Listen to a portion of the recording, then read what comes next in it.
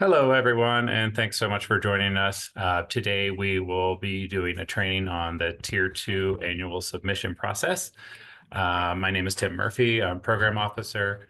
I will be joined by my colleagues Dana Manutuani, Kirsten Lang, and our Deputy Director, Jessica Cato.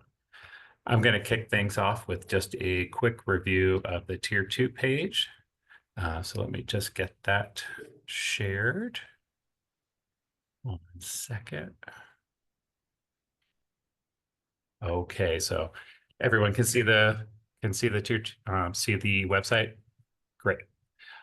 So what we're going to do is start on the home page, and we're just going to navigate to the Tier 2 page.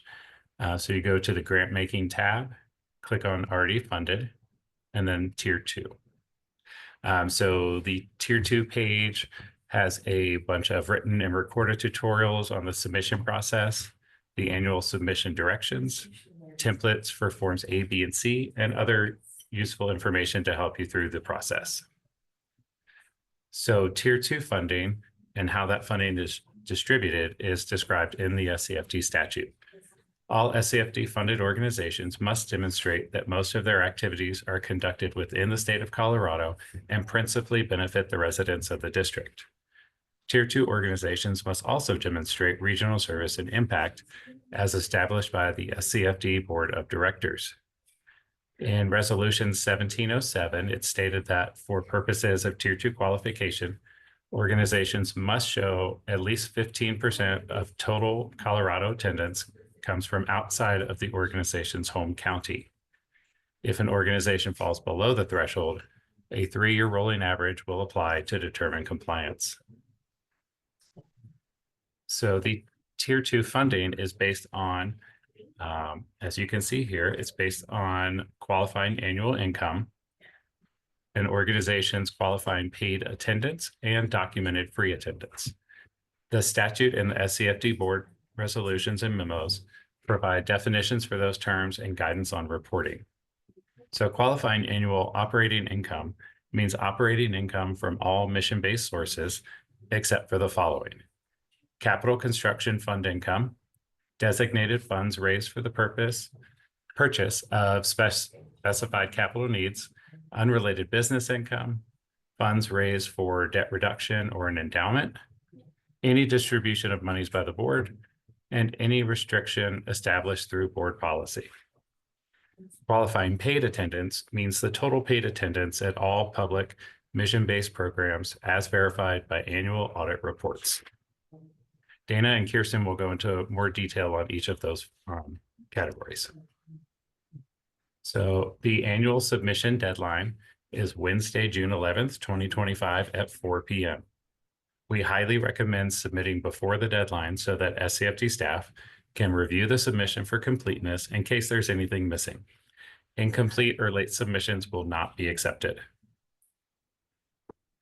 To qualify for Tier 2 funding in 2025, organizations must have a qualifying annual income of $2,025,202.89. This is a 6.6% increase from 2024, which amounts to $125,387.80. SCFD applies a 2-year trailing consumer price index average to calculate the annual threshold. Tier 2 funding is calculated using a formula within the SCFD statute, which is applied annually. The formula gives specific weight to an organization's qualifying annual operating income, qualifying paid attendance, and documented free attendance. Qualifying annual income makes up 50% of the funding formula. Paid attendance is 48%, and free attendance is 2%. In terms of virtual attendance, it's been determined that only paid attendance within the state of Colorado will be allowed as part of the funding formula if it meets the 4-part test. Virtual attendance will not be counted towards Form C, documented free attendance, as the ability to accurately track free attendance as well as determining meaningful engagement was deemed too difficult. Are there any questions so far? If not, I will turn it over to Dana to talk about Form A, which covers qualifying annual income. Thanks, Tim, for going over all the wonderful and important information. Hello, everyone. I'm glad you're here with us as we usher in another spring season with overnight snow. I will review in detail the qualification matrix, Form A for annual operating income. This may be familiar to some of you, but not so much if this is your first time going through the Tier 2 qualification process. It's been a year since we've done this training, so it's understandable to be a bit rusty or overwhelmed if this is your first time. We're here to help. I'd like to point out that you must provide an independent auditor report verifying Form A. There is a sample of this required form available in the annual submission directions, Addendum B. It must be signed by the auditor to be accepted, and we do check for this. So let's dive into the details of Form A matrix. Jessica, would you mind sharing the document Matrix A? We're going to do this so that everyone can follow along. The Tier 2 qualification matrix, Form A, determines two things. One, if an organization's annual operating income meets the qualifying income threshold. And as Tim said, for 2025, it is $2,025,202.89. And two, the organization's qualifying income. This is an essential piece of the Tier 2 formula to calculate allocations. The distribution year is indicated in the top left of the form. You must, and I repeat, you must use the correct version of the Form A template for the year of submission.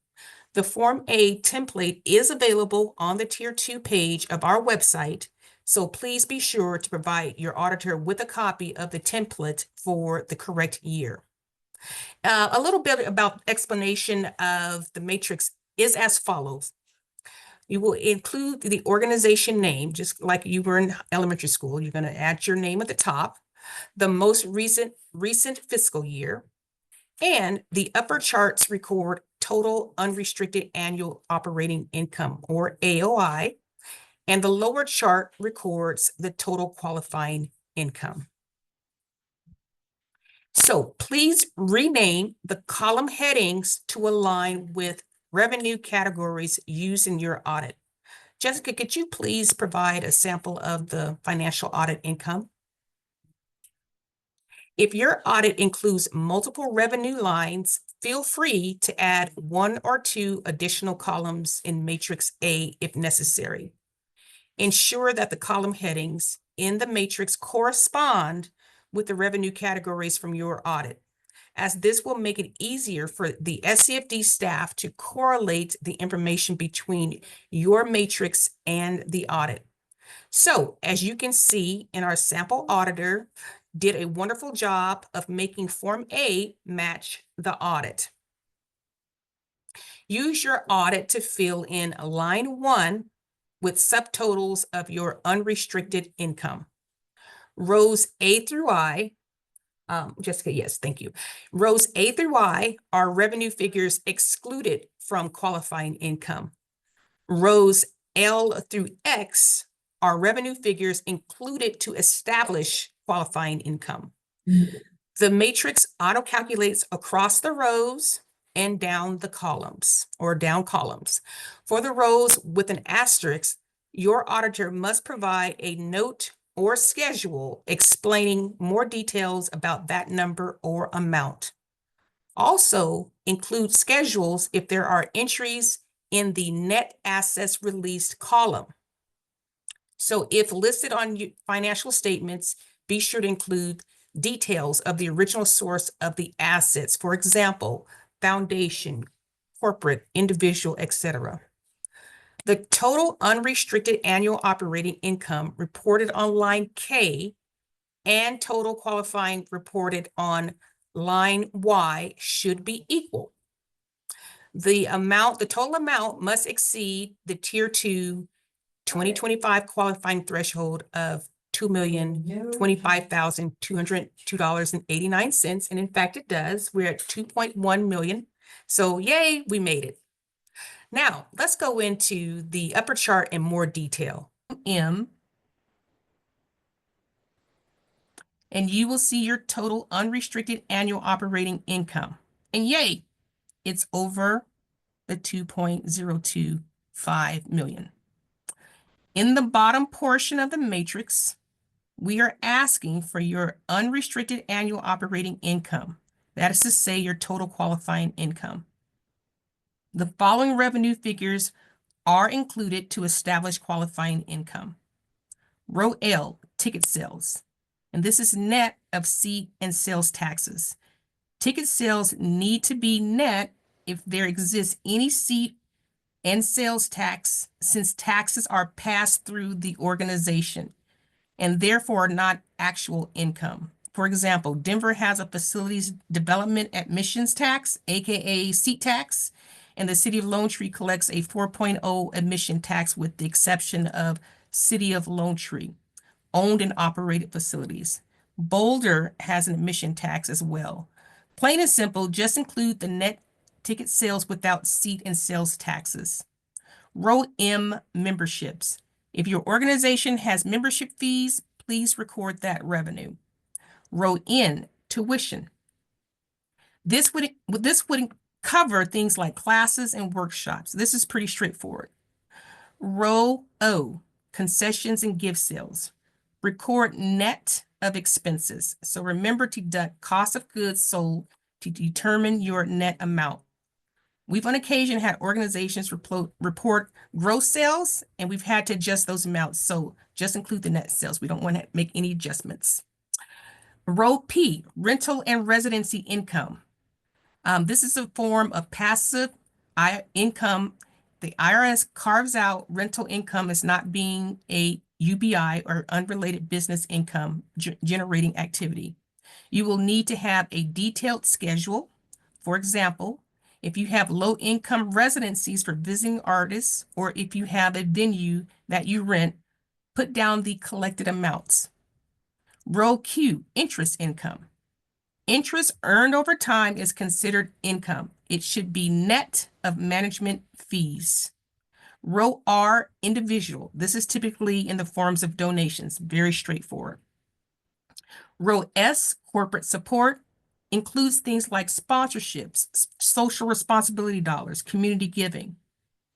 Row T, charitable foundations, things like Carnegie Mellon, Bloomberg Philanthropy, there's so many. Row U, endowment transfers to operations. For example, if you have a quasi-endowment in which principal and income may be utilized at the discretion of the organization, those can be included here. These funds should only be counted once towards an organizational qualifying income. So for example, if you did it last year, you can't do it year over year for the same funds. Be sure that qualifying revenue does not include contributions to an endowment, in other words, into that corpus. Row V, government. This is exclusive of SCFD. So for funding for, let's say, Colorado Creative Industries or local government and the NEA grants, these are great examples of this line item. Row W, special event income. Make sure you're using net revenue. You've got a gala, make sure that you're using net revenue. And row X, other revenue. If the organization has other income not reported elsewhere, reported here. For example, ATM fees, reimbursements, royalty earnings, miscellaneous income. These incomes should have a schedule so we can verify and correlate. So that concludes the review of Matrix Form A, and I will open it up to any questions.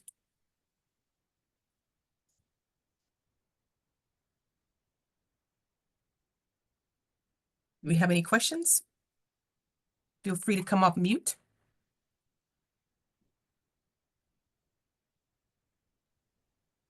Tim and Kirsten, am I missing anything, or are we ready to move on? Nope, I don't see anything in the chat. Okay, well, if anything comes up, again, we are here to help. I will pass it on to Kirsten. Thank you, Dana. Hello, everyone. My name is Kirsten Lang. I am the third program officer for SCFD. Little disclaimer, I am recovering from COVID, so if there's an awkward pause where I need to mute myself, I apologize. We'll get right back on track. Jessica, could you pull up Form B, please? I will be discussing attendance, which is the second and third part of the funding formula that determines the amount of Tier 2 funds. So Form B deals with our annual paid attendance. Form C deals with our documented free attendance. Annual paid attendance accounts for 48% of the Tier 2 funding formula.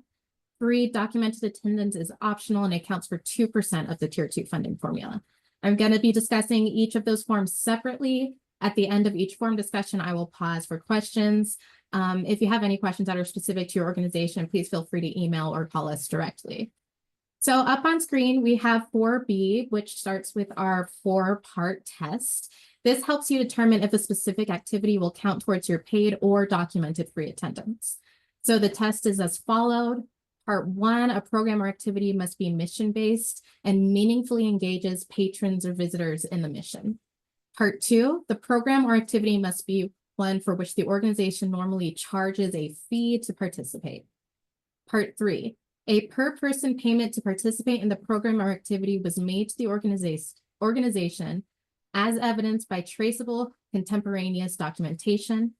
And Part 4, program or activity must be open to the general public without restriction or limitation by invitation, such that anyone who wishes to purchase a ticket or admission may do so.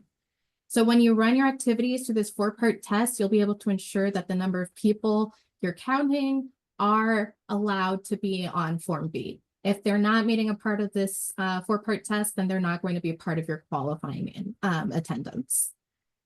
So as you can see, Jessica, do you mind scrolling down a little bit? Thank you.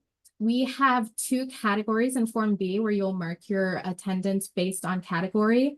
The first heading we have is qualifying paid attendance. So in this category, we have your subscription membership attendance. These are people who will be paying for a series of activities through a membership. The membership only counts when a patron uses them. So if your membership is a 12-month membership and your patron attends the museum in 7 months, one time in 7 months, you only get those 7 months, those 7 visits. Subscription, on the other hand, is speaking to the number of tickets sold. So if each patron buys 2 tickets for a 5-show season, you would be able to count that patron at 10 times. And obviously that's going to be limited by the number of seats you have at your theater. Our next category is the individual general full price admission. This is just anyone paying for an activity once at full price. Our reduced price admissions are patrons attending an activity once and paying a discounted price. And then our 4th category here is qualifying performances, exhibits, and benefits. So these are going to be special exhibits or activities that people attend outside of your regular activities. So let's say you're having a 75th anniversary concert, you have traveling or singular exhibits that are unique to your performances. And could everyone just go ahead and make sure they're on mute so we don't have any interruptions? The next category we have is our paid enrollment for a course or class. These are educational activities that students pay to attend. So for qualification purposes, you can count how many times a person attends a class or a course.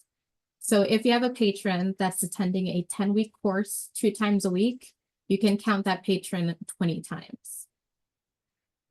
Our qualifying tour group admissions and attendance, these are going to be things like school groups, the Scouts, or any sort of tours. You're going to count the number of admissions or participants only when a prior written agreement details the upfront payment per individual. If you do not have a prior written agreement for that, they do not fit in this category. Our next category is your virtual online attendance. This is only paid virtual attendance from Colorado residents. And then our last category here is our other qualifying attendance. So everything that's qualifying that does not fit in those previous categories, you would put here. These are things like paid rehearsal performances or one-time collaborations. If you move a little lower, we have our non-qualifying paid attendance. Obviously, these do not count towards the formula, but we would like the documentation regardless. These categories are non-qualifying tours, schools, or others. So if you had a tour where you did not have that prior written agreement with upfront payment, it's going to come down here with a non-qualifying tour. We have our private events attendance. These are events that are not open to the public. So if you have a corporate retreat, an invitation only event, a birthday party. We also have our non-qualifying performance exhibits and benefits. So these are going to be anything that's open to the public where the performance, the exhibit, or the benefit is not the primary purpose of the event. So basic example is any sort of public fundraising attendance. You may have a performance at a fundraising gala, but that's not the purpose of that event. So that would be a non-qualifying event here. And then the last category, as earlier, is our catch-all other. If it doesn't fit the previous categories, go ahead and stick it in here. These would be things like volunteer recognition activities or paid virtual attendance from residents outside of Colorado. So you will notice some of these categories have asterisks next to them. If there are asterisks next to the category, that means that we at SCFD need additional information on where you are getting these numbers. And this is where our schedules come into play. So as Jessica pulls up our Form B schedules, this is the additional information that you will attach to your Form B. Now, note this is not a provided template. You're not going to be able to download this from the website. We do provide an example of the schedule in Addendum D of the submission directions. But as you can see from the examples, we are looking for just a basic explanation as to how these attendance numbers you're reporting do or do not meet the 4-part test. So you can see here in our top example with our tour group, it says it meets test 1, it's direct implementation of the mission, meets test 2, the fee is normally charged. We met test 3, we had our upfront contract per person payment documentation, and then it meets test 4, it was open to any school and it's during regular hours. So obviously we don't need a big long explanation for these tests. Go ahead and just list out the meat of which section of the test it meets and why. This is going to be particularly important for anything you're putting in any of the other categories, because this is going to be how we at SCFD verify that your othered attempts are being classified correctly. So once you complete your Form B and you have all of your necessary schedules completed and you have your auditor's agreed upon procedures letter, you are going to combine all 3 of these documents into a single document and then upload it directly into the online qualification application. And our submission directions do also have a sample of that agreed upon procedures letter for you to reference as well. I'm going to pause here. Are there any questions particularly about Form B with the paid attendance? So we do have a question in the chat about school programming. It's basically the general public cannot attend school programming, but it is still open to the public if the programming is open to any school that would like to participate. It makes sense that the general public cannot just go into those school programs, but as long as it's open to any school, that would count as public. And the per person payment, if you're getting a lump sum from the school, you could say that, you could calculate a per person payment from that, or if it's the program's underwritten by a foundation, make sure that language is in there, whether it's if it's just $10,000 to do a certain amount of programming, you can kind of work out a per person payment for that, but make sure it's in your written agreements. And then we have, can we include attendees from outside the SCFD district, but still in Colorado? And yes, they're just outside of the district, so that's okay, because it is part of your Colorado program. Any other questions? I don't see anything. All right, thank you, Tim. Thank you for giving my voice a rest. Okay, we're going to move on to free attendance, which is Form C. Jessica, could you please pull that up? Thank you. So you can see here, Form C starts in a similar way. We have our 4-part test. This is going to determine if your activities are qualifying free attendance. So the first part of our test The program or activity must be mission-based and meaningfully engages patron or visitor in the mission. The second part is participation in the program or activity must be free of charge to said participant regardless of the program or activity's fee structure. Part 3 is a per person count demonstrating participation in the program or activity is kept by the organization as evidenced by traceable contemporaneous documentation. And then part 4 is it's open to the general public such that anyone who wishes to participate may do so. So as we scroll down, you can see Form C is split into 2 similar categories. We have our qualifying documented free attendance and our non-qualifying documented free attendance. When it comes to our qualifying documented free attendance, the first category we have is subscription and membership attendance. So you would count the number of subscriptions or tickets given free of charge, or you can count a member's attendance each time a member makes a visit free of charge. So for example, if somebody got a free year of membership through a promotion, you can go ahead and count every visit they're using that free year of membership. Our second category is our individual general free admissions, so just the number of free of charge admissions from your primary programming. Our third category is your qualifying performances, exhibits, and benefits.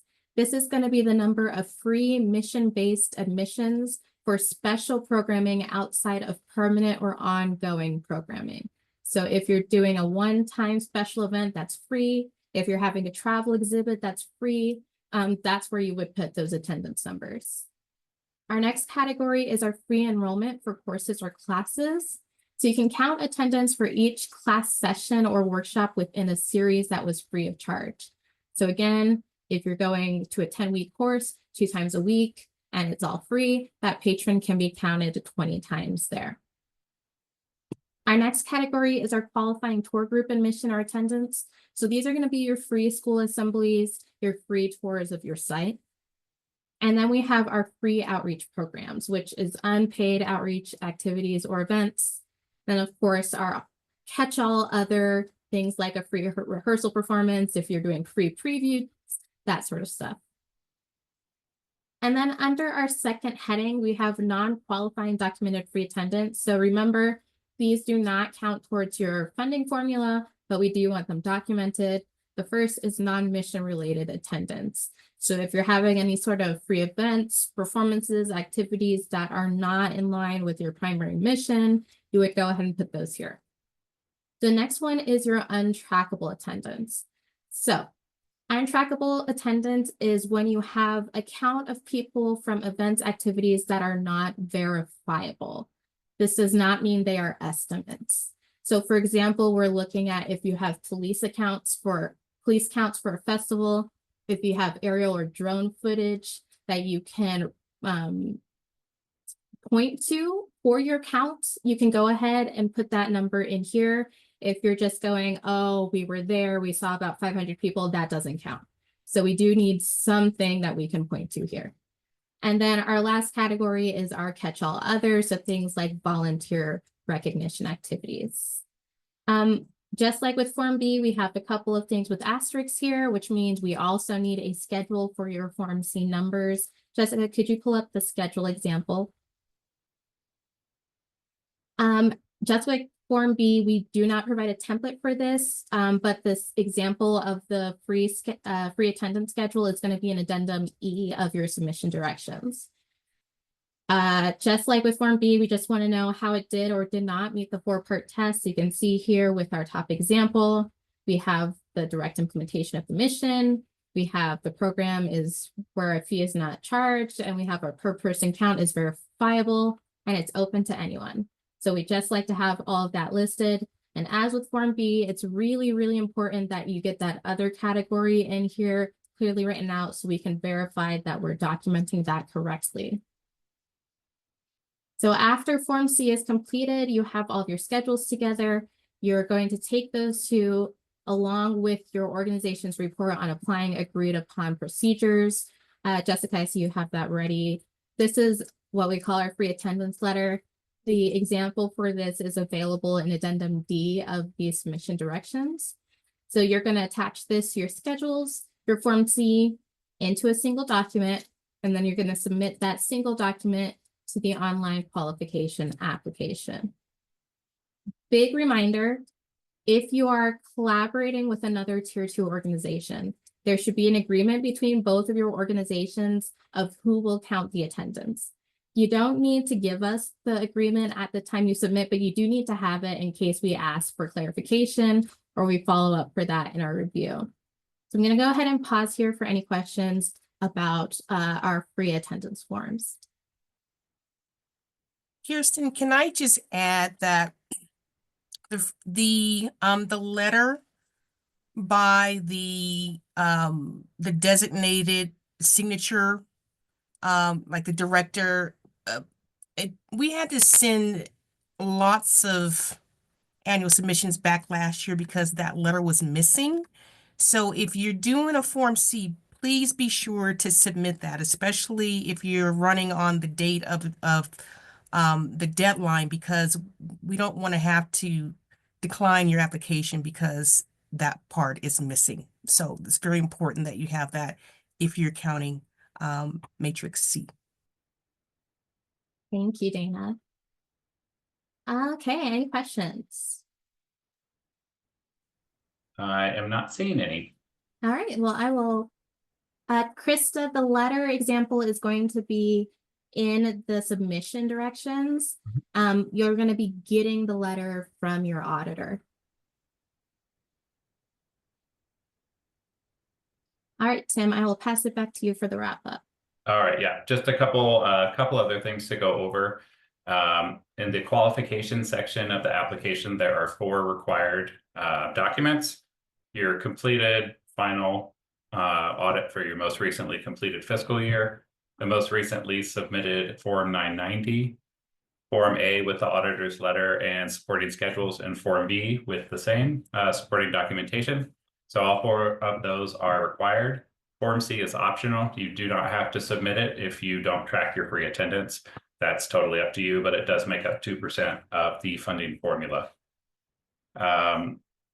And as Kirsten said, please combine all of the documents related to Form A into one document and all of the documents for Form B into one document. It just makes it much easier on our end to try to find things, and it makes it easier for you just to make sure everything's been submitted. And let's see, in the certification section of the application, so that after all the narrative and attendance information that you're putting in, your overall attendance, so the total geographic attendance should match the adult and youth attendance. If those 2 don't line up, you'll get a compliance warning in red at the top of the application, just to let you know that your numbers are not quite right. Also with attendance, we do ask how many of your total attendance number, how many of those people were served virtually. So it should be a portion of that number. I don't think anyone does all virtual programming. So just make sure you're not putting in the same number for total attendance into that box. The only other attachment I'd like to mention is the school list. This must be submitted as an Excel document so that staff is able to sort the list if we need to, just to make sure we're not double counting schools. So that should be for unique schools only. Do not include daycare centers, 4-H, Boy Scouts, Girl Scouts, or any other youth serving organization. It's just school information. Other than that, in August, a portion of our Tier 2 organizations will do a presentation for the board of directors. We will send that list out in the May update. It'll just be 1/3 of our organizations reporting this year. And we'll also send out some topics that we'd like you to go over during your presentations.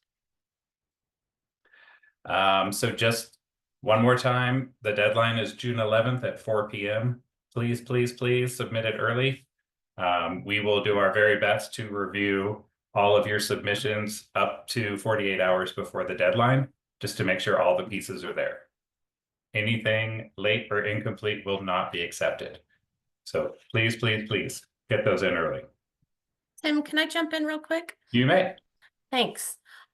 We had a good question in the chat regarding unique individual counts. So one thing I did want to really quickly point out is we are asking you to count your attendance in two different ways. This is a combined annual submission. For those of you who have been around a while, we used to have two separate submissions, a qualification submission and a certification submission. It's now combined into one form. So on your forms B and C, you follow, the information and the guidance Kirsten laid out today, as well as what's laid out in the directions. The certification part, which is the geographic and demographic or adult and youth counts, those are unique individuals. So we are asking to be counted in two different ways because we're using the information two different ways. Qualification, we want to let you count as many people as possible towards that formula. The certification portion, those numbers are going to more than likely be smaller because we're not wanting you to count an individual who goes to 10 classes 10 times. They need to be counted as one individual. That information and data we use to work on in collaboration with the CBCA, Colorado Business Committee for the Arts, and the economic impact that the arts, culture, and science have on our region. And therefore, we do ask for a different count. So the data is being used in two different ways. It can be a little confusing, but it's that's kind of the rationale behind it. Great, thanks, Jessica. All right, are there any questions about any of the forms that we've gone over or any part of the process? I have a question, Jessica. When you say unique individuals, do you mean unique enrollments? Correct. Thank you.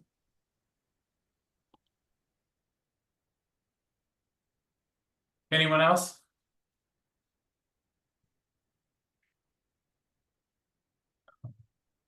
Well, if any questions do come up after the training, please reach out to myself or Dana or Kirsten. We're very happy to help. So yeah, just let us know what questions you have and we'll try to take care of those for you. Thanks everyone for being here today. We really appreciate it. And we look forward to seeing your submissions. Thank you. Thanks.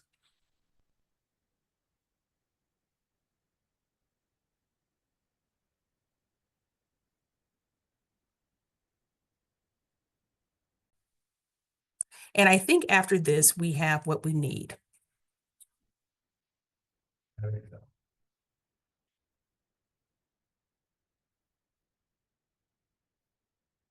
Now, Tim, I might have messed up. Let me tell you why.